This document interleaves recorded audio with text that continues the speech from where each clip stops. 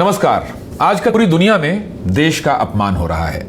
World economic forum से लेकर the economist और वॉशिंगटन पोस्ट जैसे अंतर्राष्ट्रीय अखबार हमारे देश के बारे में अच्छा नहीं लिख रहे हैं। आखिर कौन है इसका जिम्मेदार?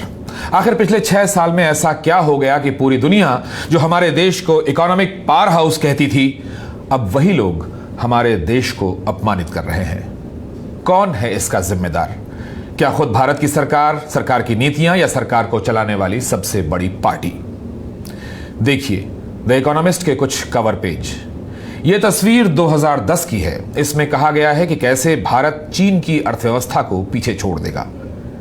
यह बात 2010 की है। फिर 2014 में मोदी जी आए, लेकिन उनके आने से पहले उनके आने की आहट को पाकर द इकोनॉमिस्ट ने कवर पेज पर कहा कि क्या मोदी भारत को बचाएंगे या बर्बाद कर देंगे। याद कीजिए मोदी जी ने क्या कहा था। ये 5-6 साल पहले की बात है। मैं याद दिलाता हूं। उन्होंने कहा था कि भारत को वे विश्व गुरु बनाना चाहते हैं। बड़े बड़े अर्थशास्त्री और व्यापारी आज ये कह रहे हैं कि अर्थव्यवस्था चौपट हो चुकी है। और सोने पे सुहागा ये कि मोदी सरकार की नीतियों का हवाला देते हुए अंतर्राष्ट्रीय मीडिया अब ये कहने लगा है कि भारत के प्रधानमंत्री नरेंद्र मोदी दुनिया के सबसे बड़े लोकतंत्र के लिए खतरा बन चुके हैं। ये हम नहीं कह रहे हैं, ये अंतर्राष्ट्रीय मीडिया कह रहा है और अंतर्राष्ट्रीय कॉर्पोरेट वर्ल्ड कह रहा है। द इकोनॉमिस्ट ने भाजपा के चुनाव चिन्ह के साथ अब ये कवर पेज बनाया है कि भारत असहिष्णु हो गया है, इनटॉलरेंट इंडिया। ये हेडिंग लगाई गई है। अब आप ही बताइए, ये देश का अपमान है कि नहीं? कौन है इसका जिम्मेदार?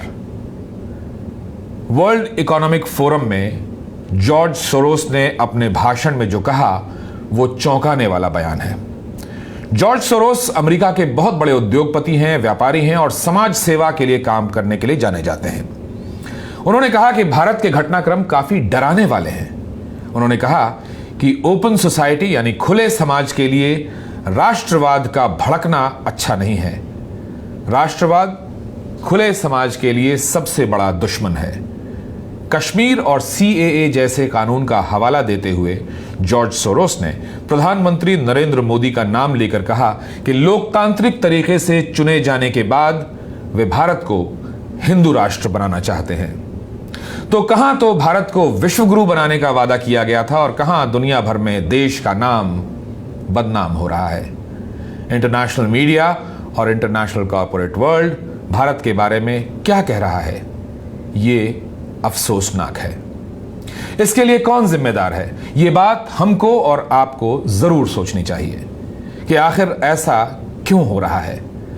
एक सर्वे में भारत को लोकतंत्र के पैमाने पर डाउनग्रेड कर दिया गया। डेमोक्रेसी इंडेक्स में 10 पायदान नीचे कर दिया गया।